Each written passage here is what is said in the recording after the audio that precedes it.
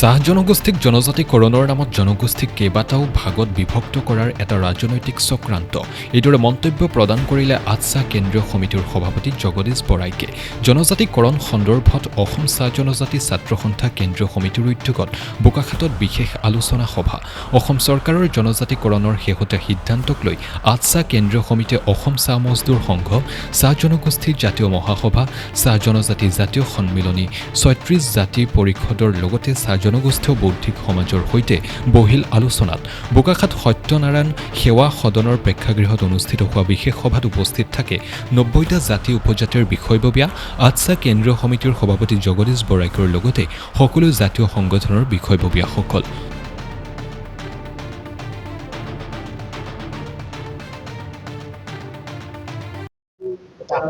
শেহতীয়াকৈ যিটো ৬ জনগোষ্ঠীৰ জনজাতিকৰণৰ সন্দৰ্ভত অসম চৰকাৰৰ যিটো group of ministers doctor Ranoj পেগুৰ ডাঙৰীয়াৰ যিটো অধ্যক্ষতাত যিটো প্ৰতিবেদন যোৱা শীতকালীন অধিৱেশনত দাখিল কৰা হ'ল, তাতে চাহ জনগোষ্ঠীৰ জনজাতিকৰণৰ সম্পৰ্কে যিখিনি বিষয় উল্লেখ আছে তাত আমি কথা উল্লেখ কৰিছোঁ যে ৩-৪ দশক ধৰি অসমত বসবাস কৰা ২০০ বছৰ ধৰি অসমৰ জলবায়ুৰ মাজত বসবাস কৰি অসমক অৰ্থনৈতিকভাৱে অসমৰ ভাষা কৃষ্টি সংস্কৃতিৰ ৰক্ষণাবেক্ষণ কৰাৰ ক্ষেত্ৰত অসমীয়া জাতিৰ ৰক্ষণাবেক্ষণৰ ক্ষেত্ৰত যি অৰিহণা যোগাই অহা এই চাহ জনগোষ্ঠীৰ লোকসকলৰ যিটো প্ৰকৃত তেওঁলোকৰ উন্নয়ন প্ৰগতি আৰু তেওঁলোকৰ মূল যিটো দাবী, বিশেষকৈ জনজাতিকৰণৰ প্ৰক্ৰিয়াত যিটো প্ৰতিবেদন আমি ইতিমধ্যে দেখিছোঁ যে চাহ জনগোষ্ঠীৰ জনজাতিকৰণৰ সন্দৰ্ভত ST ভেলি দিয়া হ'ব বুলি কৈছে, কিন্তু আমি পূৰ্বতো দেখিছোঁ যে জনগোষ্ঠীৰ প্ৰায় আমি প্ৰায় ২০টামান জাতি উপজাতি একেলগে বসবাস কৰি আহিছোঁ।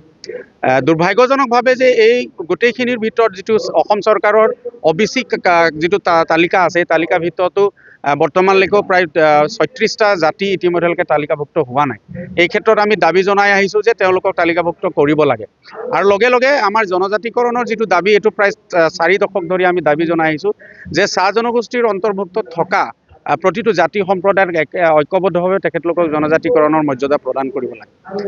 ২০১৯ বৰ্ষত বৰ্তমানৰ বিজেপি চৰকাৰৰ দিনত আচলতে ৰাজ্যসভাতো এই বিল উত্থাপন হৈছিলে আৰু ভাৰত চৰকাৰৰ প্ৰতিটো যিটো ডিপাৰ্টমেণ্ট আছে যেনেকৈ RGI general of India, tribal commission সকলোৱে চাহ জনগোষ্ঠীৰ জনজাতিকৰণক প্ৰদান কৰিব পাৰি বুলি ইতিমধ্যে কৈছে। তৎসত্ত্বেও বৰ্তমানৰ যিটো চৰকাৰে প্ৰতিবেদন যিটো দাখিল কৰিলে তাত কোনো স্পষ্টতা নাই। পূৰ্বতে ৩৬টা জনজাতি লোকসকলক জনজাতিকৰণৰ মৰ্যাদা প্ৰদান কৰা হ'ব বুলি উল্লেখ কৰিছিল আৰু তেতিয়া আমি আদৰণি জনাইছোঁ আটছাই আৰু বিভিন্ন চাহ জনগোষ্ঠীয় জাতীয় সংগঠনে আচলতে কৈছিল যে ৩৬টাক আগবঢ়াওক, বাকী থাকি যোৱাখিনিক পৰ্যায়ক্ৰমে আচলতে জনজাতিকৰণৰ মৰ্যাদা আগবঢ়াব লাগে। কিন্তু যিটো শেহতীয়া যিটো প্ৰতিবেদন তাত কোনো কথা স্পষ্ট নাই আৰু নথকাৰ বাবে আচলতে চাহ জনগোষ্ঠীৰ লোকসকলৰ মাজত এটা আকাংক্ষা ইতিমধ্যে সৃষ্টি হৈছে, এটা চিন্তাৰ সৃষ্টি হৈছে যে প্ৰকৃতাৰ্থত চাহ জনগোষ্ঠীৰ লোকসকলক জনজাতিকৰণৰ পৰা বঞ্চিত কৰা হ'বগৈ নেকি। অন্যহাতে আমি আৰু এটা কথা উল্লেখ কৰিব লাগিব, এই গোটেই প্ৰক্ৰিয়াৰ মাজত চাহ জনগোষ্ঠীৰ লোকসকলৰ মাজত বিভ্ৰান্ত সৃষ্টি কৰি আচলতে জনগোষ্ঠীটোক কেইবাটা ভাগত বিভক্ত কৰাৰ এটা ৰাজনৈতিক চক্ৰান্ত আমি দেখিবলৈ পাইছোঁ। আৰু সেইবাবে আজি আমি এই বোকাখাতৰ আমাৰ সত্যনাৰায়ণ মন্দিৰ প্ৰেক্ষাগৃহত অসমৰ চাহ জনগোষ্ঠীয় সকলো জাতি সমাজৰ নেতৃত্ববৰ্গসকলৰ লগতে আমি অসম চাহ মজদুৰ সংঘ, চাহ জনজাতি জাতীয় মহাসভা, চাহ জনজাতি জাতীয় সন্মিলনী, আটছা প্ৰমুখ কৰি সকলো জাতীয় সংগঠনৰ নেতৃত্ববৰ্গৰ লগত লৈ ঐক্যবদ্ধভাৱে আজি এটা আলোচনাত আমি মিলিত হৈছোঁ আৰু আমি এটা সিদ্ধান্তলৈ উপনীত হ'ব বিচাৰিছোঁ যে পৰৱৰ্তী কাৰ্যকালত আমি চাহ জনগোষ্ঠীৰ জনজাতিকৰণৰ সংগ্ৰাম কেনেকৈ আগবঢ়াই লৈ যাম, আমাৰ ঐক্যবদ্ধতা আমাৰ একতা সদায় অটুট যাতে থাকিব পাৰে তাৰ কাৰণে আমি কেনেকৈ প্ৰস্তুত আৰু পৰিকল্পনাত আগবাঢ়ি যাব। কোনো ৰাজনীতিক শক্তিয়ে আমাক যাতে বিভাজিত কৰিব নোৱাৰে। আমি সকলোৱে চাহ জনগোষ্ঠী হিচাপে আমি অসমত বসবাস কৰিছোঁ আৰু সুদূৰ কাললৈকো আমাৰ ঐক্যবদ্ধ সংগ্ৰামটো অব্যাহত থাকিব। সেইকাৰণে আজি ইয়াত আমি সমবেত হৈছোঁ আৰু আমি প্ৰায় ৯০টা জাতি উপজাতি আচলতে ইয়াত আজি সমবেত হৈছে আৰু বিভিন্ন জাতীয় সংগঠনৰ নেতৃত্ববৰ্গ, বৌদ্ধিক মহলৰ বহু ব্যক্তি ইয়াত উপস্থিত হৈছে আৰু ইতিমধ্যে সভা চলি আছে। সভাৰ অন্তত নিশ্চিতভাৱে আপোনালোকৰ জৰিয়তে আমি সমগ্ৰ অসমবাসীক আৰু চৰকাৰক আমি জনাম যে আমাৰ এই আলোচনাত আচলতে কি সিদ্ধান্ত গ্ৰহণ কৰা হ'ল। শেহতীয়াকৈ ২০২৫ বৰ্ষৰ শেষ মুহূৰ্তত অসম চৰকাৰে যি বিধানসভাত তেওঁলোকে গ্ৰুপ অফ মিনিষ্টাৰে যি প্ৰতিবেদন উত্থাপন কৰা আমি পৰিলক্ষিত হ'লোঁ 6 জনগোষ্ঠী জনজাতিকৰণৰ বিষয়ে।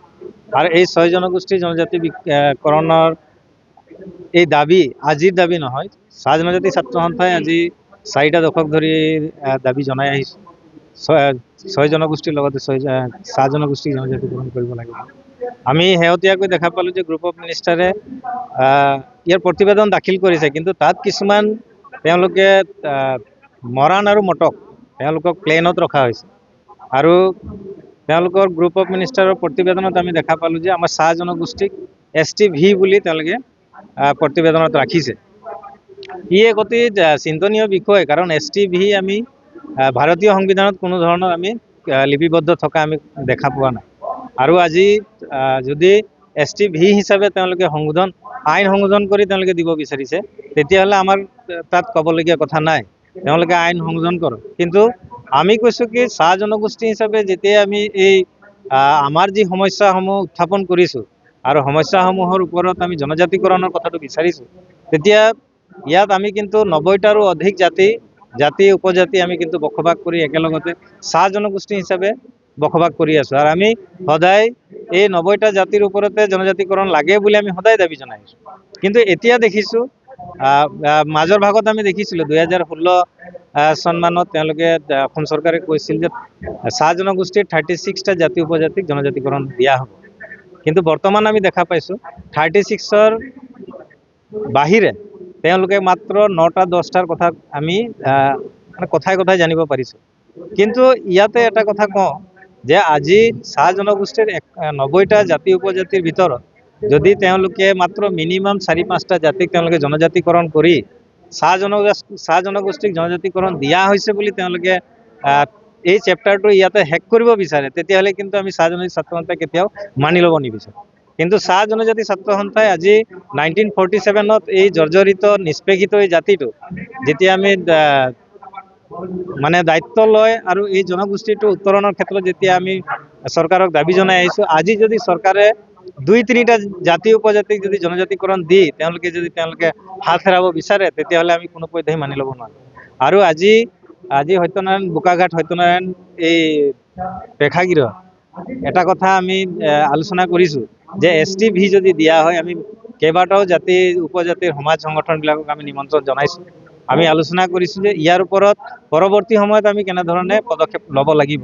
হয়তো চৰকাৰৰ ওপৰত যদি আমি আন্দোলনো কৰিব লাগিব, তেতিয়াহ'লে আন্দোলনৰ পৰ্যায়লৈ আমি যাবলৈ আমি ৰেডি আছোঁ। কাৰণ আমাৰ এই দাবী আজিৰ দাবী নহয়, এই দাবী আজি প্ৰায় 4 দশকীয়া দাবী। আৰু সেই দাবীক আমি কেতিয়াও চৰকাৰে মাত্ৰ 2-4টা জাতি উপজাতিক জনজাতিকৰণ দিব আৰু ক'ব যে চাহ জনগোষ্ঠীক জনজাতিকৰণ দিয়া হ'ল, এই কথা আমি কেতিয়াও মানি ল'ব নোৱাৰিম। মাটি পট্টা দিয়াৰ কথা এটা কৈ আছিলে। হয়, চাহ জনগোষ্ঠীৰ কেইবাটাও সমস্যা, জনজাতিকৰণৰ লগতে চাহ জনগোষ্ঠীৰ ভূমি অধিকাৰৰ কথাবিলাক আহি পৰে। এতিয়া আমি দেখিছোঁ যে চাহ বাগিচাৰ লোকসকলক যিবিলাক বাসস্থান হৈ আছে, কোৱাৰ্টাৰসমূহৰ তেওঁলোকে কোনোবাই 1 বিঘা লৈ বহি আছে, কোনোবাই 1 কঠা লৈ বহি আছে, তেওঁলোকক মানে মাটিৰ অধিকাৰ দিয়া হ'ব বুলি চৰকাৰে কৈছে। তেওঁলোকৰ অলৰেডি ভেৰিফিকেশ্যন এটা আমি দেখা পাইছোঁ। কিন্তু আমাৰ অলপ সন্দেহ প্ৰকাশ হৈছে যে আমি ভাবিছিলোঁ যে নিৰ্বাচনৰ আগে জনজাতিকৰণৰ লগতে মাটি পট্টাৰ দিয়াৰ ব্যৱস্থা কৰিব। কিন্তু আমি দেখিছোঁ এতিয়া নিৰ্বাচন কাষ চাপি আহিছে, তেওঁলোকৰ যি ভেৰিফিকেশ্যন এই ভেৰিফিকেশ্যনো বন্ধ হৈছে। কিন্তু নিৰ্বাচনৰ পাছত তেওঁলোকে দিব নে নিদিব এইটো এটা কিন্তু চিন্তনীয় বিষয়। আৰু ইয়াৰ ওপৰত কিন্তু অসম শ্ৰেণী ছাত্ৰ সন্থাই যদি ইয়াৰ ওপৰত তেওঁলোকে যদি অকল নিৰ্বাচনীত মানে বৈতৰণি পাৰ কৰা চিন্তা কৰিছে, ইয়াৰ ওপৰত কিন্তু আমি বিহিত ব্যৱস্থা ল'বলৈ বাধ্য হ'ম। চৰকাৰ নাথাকিলেতো ক'ত হ'ব? চৰকাৰে এটা সিদ্ধান্ত লৈছে, এতিয়া যদি বেলেগ দলে যদি চৰকাৰ বনায়, তেতিয়াহ'লে তেওঁলোকে কি চিন্তা কৰিব আমাৰ জনগোষ্ঠীটোৰ কাৰণে, সেইটো এটা চিন্তনীয় কথা। গতিকে আমি বৰ্তমান অধিষ্ঠিত হৈ থকা বিজেপি গভমেণ্টক এটাই কথাই অনুৰোধ জনাব বিচাৰোঁ, যদি সদিচ্ছা আছে এই জনগোষ্ঠীটোৰ ওপৰত, তেতিয়াহ'লে কিন্তু কামসমূহ নিয়াৰিকৈ কৰি যায়। অন্যথা কিন্তু ইয়াৰ ওপৰত অসম শ্ৰেণী ছাত্ৰ সন্থাই ইয়াৰ উচিত ব্যৱস্থা ল'বলৈ বাধ্য হ'ব। অসমৰ সকলো মানুহে জানে যে চাহ জনগোষ্ঠীৰ লোকসকলক জনজাতিকৰণ কৰিবৰ বাবে যোৱা ৭৫টা বছৰে আমি আন্দোলন কৰি আহিছোঁ। শেষৰ ফালে আমাৰ লগত অন্যান্য 5টা জনগোষ্ঠীও যোগদান কৰিলে আৰু 6 জনগোষ্ঠীৰ নামেৰে জনাজাত হ'ল যে এইসকলক জনজাতিকৰণ কৰিব লাগে বুলি। শেহতীয়াকৈ ৰাজ্য চৰকাৰৰ এটা সদিচ্ছাই দেখুৱাইছে, সদিচ্ছাই দেখুৱাই এই 6 জনগোষ্ঠীক জনজাতিকৰণ কৰিবৰ বাবে ৰিকমেণ্ডেশ্যন কৰিছে। তাত ৰিকমেণ্ডেশ্যন কৰাত এটা কথা আমি চালোঁ যে মৰাণ মটকসকলক তেওঁলোকক ST কৰি দিলে, কোচ যিসকল ৰাজবংশী তেওঁলোককো STP কৰি দিলে, কিন্তু আমাক 6টা জনগোষ্ঠীক টি গাৰ্ডেন, আহোম, চুতীয়া আৰু কোচসকলক এওঁলোকক জনজাতিক ভেলী হিচাপে ৰিকমেণ্ড কৰিছে। কিন্তু এতিয়া আমি ইয়াত চাইছোঁ যে ভাৰতৰ সংবিধানত ৰিজাৰ্ভেশ্যনটো ST আৰু SC কাৰণে কৰা আছে, তাত ST ভি বুলি কোনো ব্যৱস্থা তাত নাই। গতিকে আমি নিশ্চয় আশা কৰিম যে এইটো ভাৰতৰ সংবিধানখনক তেওঁলোকে সংশোধনৰ কথা কৈছে। তো এই ক্ষেত্ৰত এই সংশোধন প্ৰক্ৰিয়াটো কেনেদৰে হ'ব, কেতিয়ালৈ হ'ব, কি পৰ্যায়ত হ'ব, এই বিষয় লৈ পেলাই আজি আলোচনা ইয়াত হৈছে। আশা কৰা গৈছে যে ভেলীটো সংশোধন কৰি পেলাই আমাক দিব, কিন্তু দিয়াৰ লগে লগে STP-সকলে যিবিলাক সুবিধা পাই আছে, political reservation, economic reservation, land right, autonomy, এই যিবিলাক পাই আছে, আমি ভাবিছোঁ যে ভেলীটো যাতে সেই একে সুবিধাবিলাক থাকে, আমি সেইটো বিচাৰিম।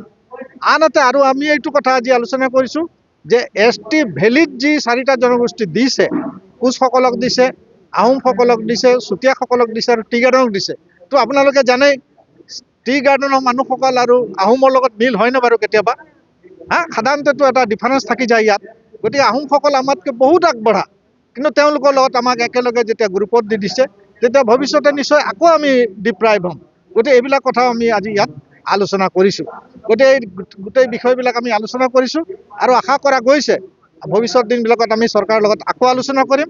আলোচনা কৰি আমাৰ এই জনজাতিকৰণ বা সংৰক্ষণৰ যিটো ইছ্যু আমি আগবঢ়াই লৈ যাব পাৰিম।